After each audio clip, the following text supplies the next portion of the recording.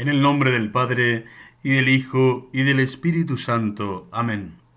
Ave María, gratia plena, Dominus tecum, benedicta tu in mulieribus, et benedictus fructus ventris tui, Iesu. Santa María, Mater Dei, ora pro nobis peccatoribus, nunc et in hora mortis nostre. Amén. Defiende tu fe. La eterna condenación en el infierno. El infierno es un lugar de tormentos, donde sufrirán eternos suplicios los que mueren en pecado mortal. Respecto al infierno son verdades de fe, que existe, que hay en él pena de fuego, que sus tormentos son eternos, y que van a él los que mueren en pecado mortal. Esto consta por muchas y muy claras palabras de la Escritura. Ella llama al infierno lugar de tormentos. Lucas 16:28, suplicio eterno.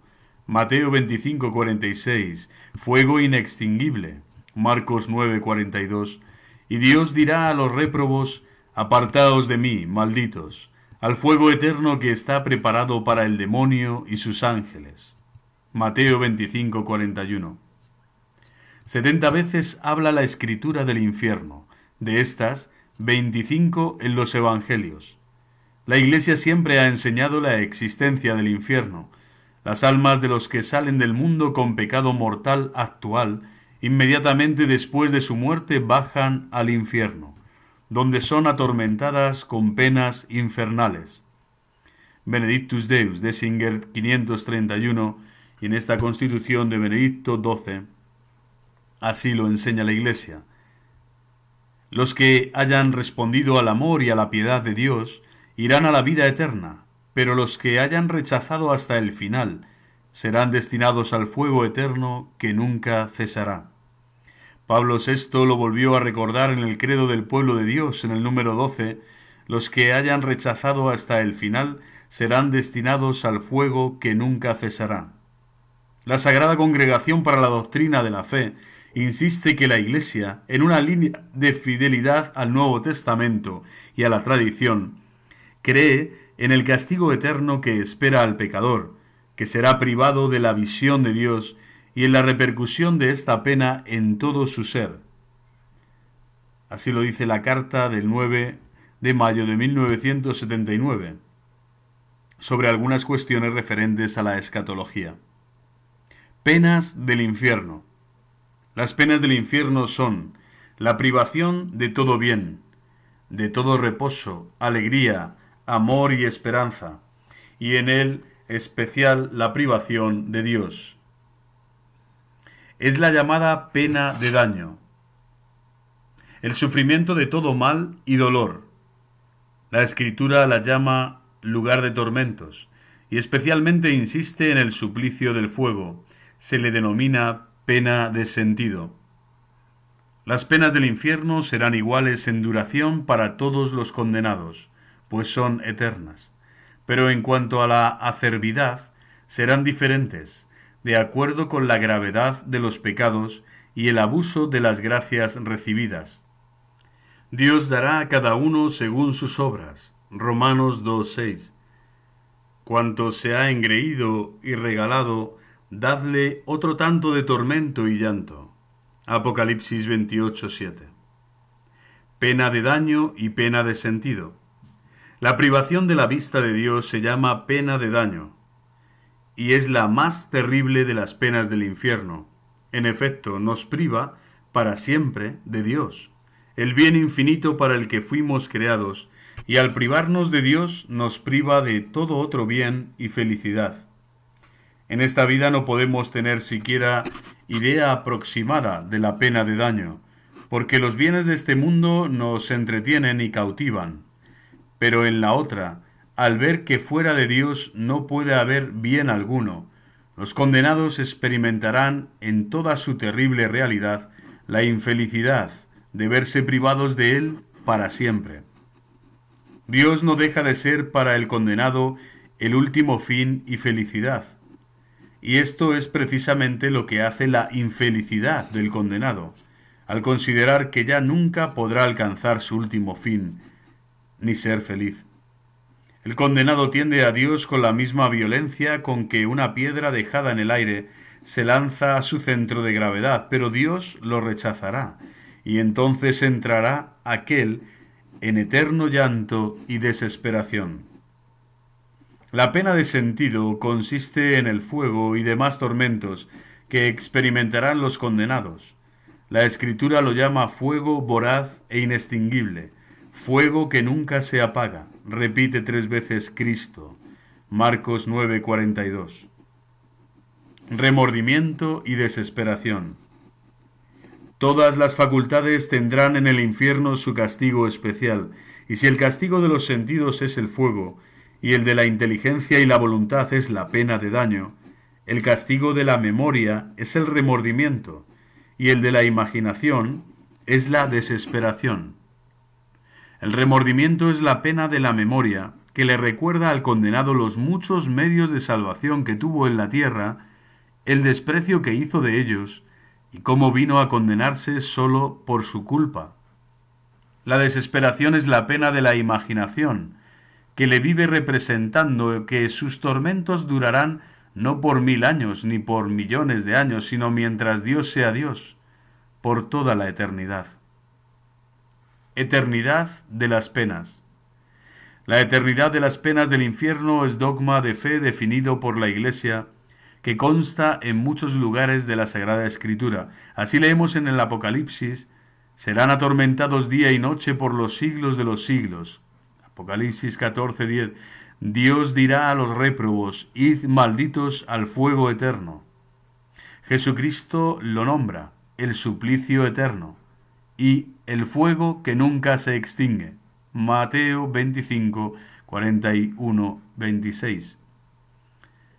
La eternidad de las penas no contradice la misericordia divina, porque si ésta es infinita, también es infinita su justicia.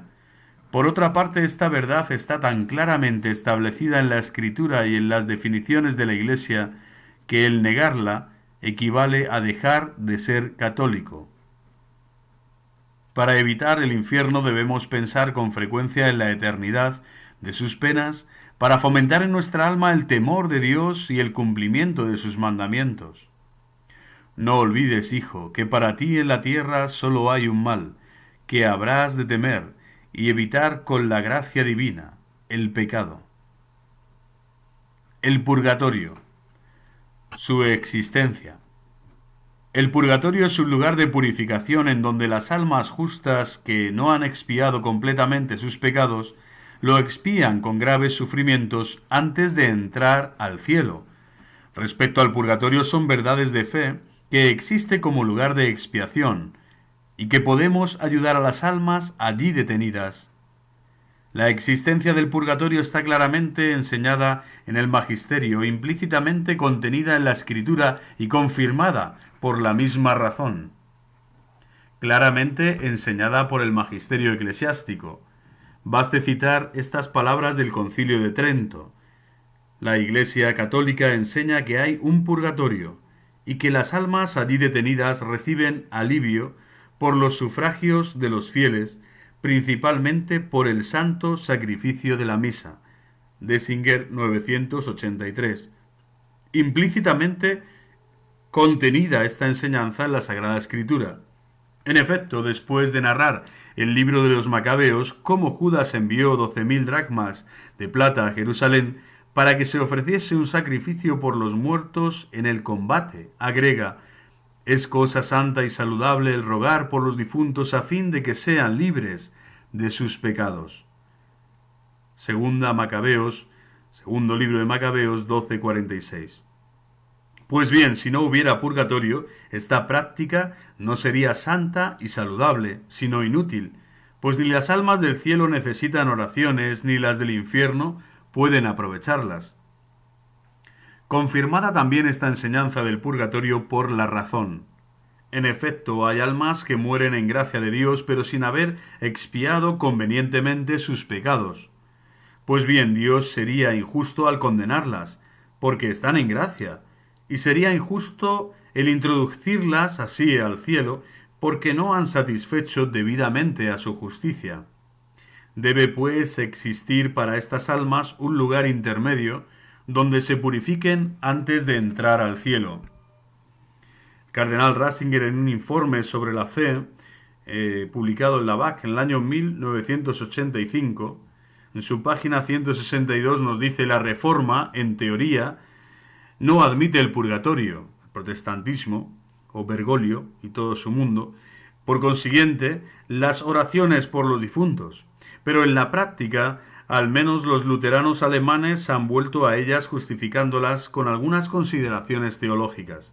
Las oraciones por los propios allegados son un impulso demasiado espontáneo para que pueda ser sofocado.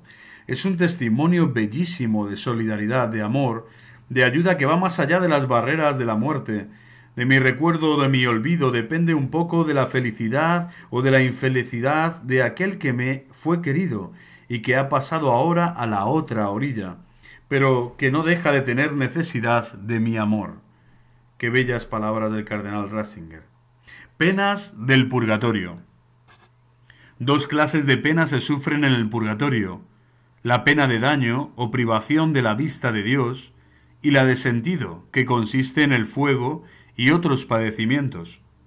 Respecto a su intensidad, sabemos que son proporcionados al número y gravedad de los pecados, y que son mucho más intensas que los sufrimientos de esta vida, pero que las benditas almas las sufren con resignación y aun con alegría por la certidumbre de su salvación. Respecto a su duración no tenemos dato cierto. Sin embargo, es claro que socorrer a las benditas ánimas es grato a Dios, quien las ama tiernamente y quiere verlas pronto en su gloria. Provecho para ellas, que nada pueden por sí mismas, ya que ha pasado el tiempo de satisfacer, de merecer.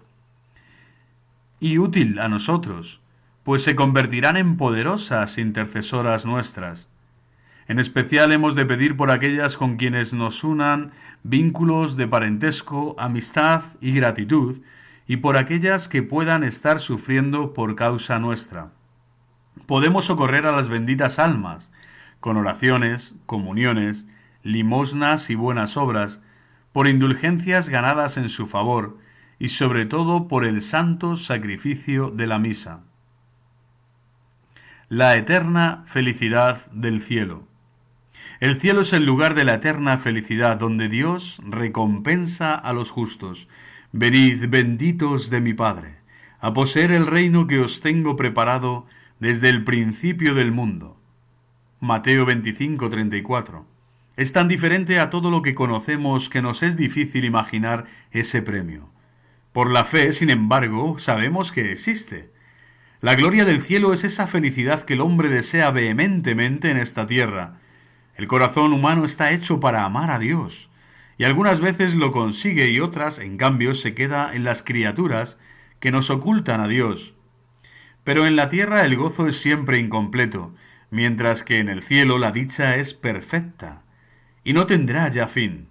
Es la felicidad poseída eternamente, sin descanso y sin cansancio.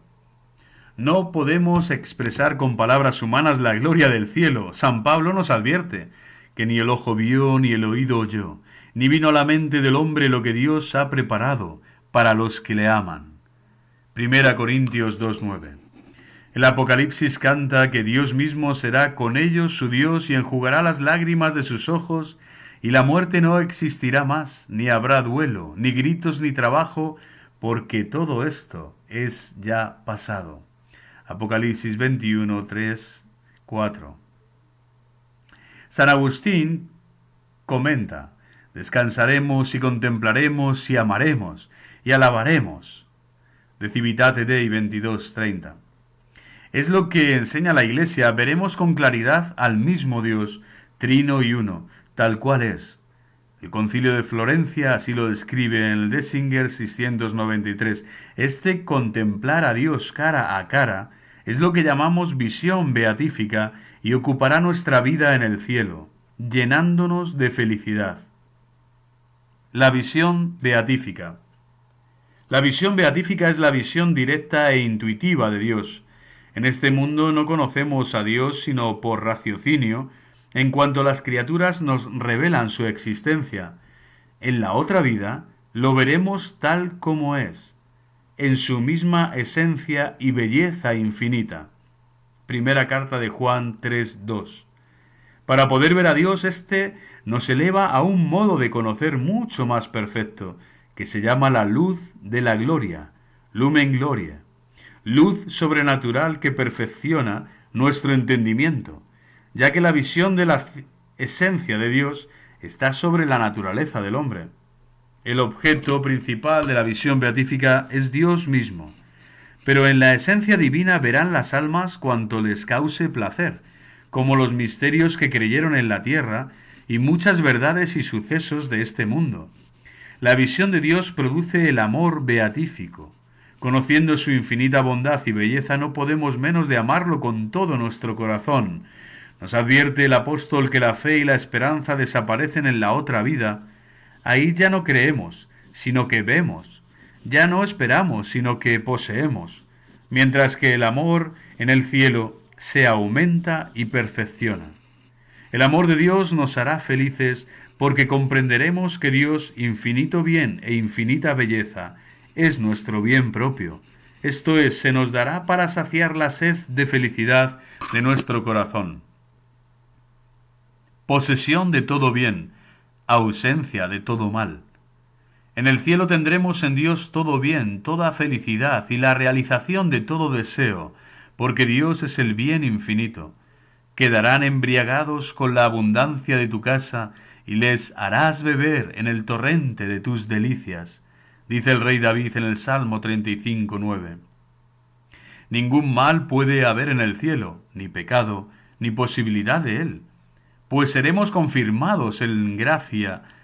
Ni dolor, ni inquietudes, ni siquiera necesidades o deseos, porque todos se verán de antemano satisfechos. No podemos comprender la felicidad del cielo porque, para ello, necesitaríamos comprender la infinita bondad y belleza de Dios. Sabemos, sí, que es una felicidad que no tendrá fin, y será sin interrupción ni menoscabo. La gloria accidental. Además de la felicidad esencial de la visión beatífica, en el cielo los justos gozarán de una bienaventuranza accidental, la compañía de Jesucristo, de María Santísima y de San José, de los ángeles y de los santos. El bien realizado en este mundo y después del juicio universal, la posesión del propio cuerpo resucitado y glorioso. Por otra parte, los gozos del cielo no serán iguales para todos, sino en proporción a los méritos de cada uno. El amor de Dios hace con los justos algo parecido a lo que hace el fuego con el hierro candente, que resplandece y arde gracias al calor que recibe. Todos los bienaventurados serán eternamente felices, pero serán premiados de modo diverso. Habrá premios diferentes según haya merecido cada uno, y sin embargo, todos serán absolutamente felices, porque estarán plenamente llenos de Dios, colmados de Dios, de acuerdo con su capacidad adquirida por la correspondencia a la gracia durante la vida terrena. Gloria Patri et Filio et Spiritus Sancto, sic ut erat in principio et nunc et semper et in saecula saeculorum. Amen. Dominus vobiscum. Benedicat vos omnipotens Deus, Pater, et Filius, et Spiritus Sanctus. Amen.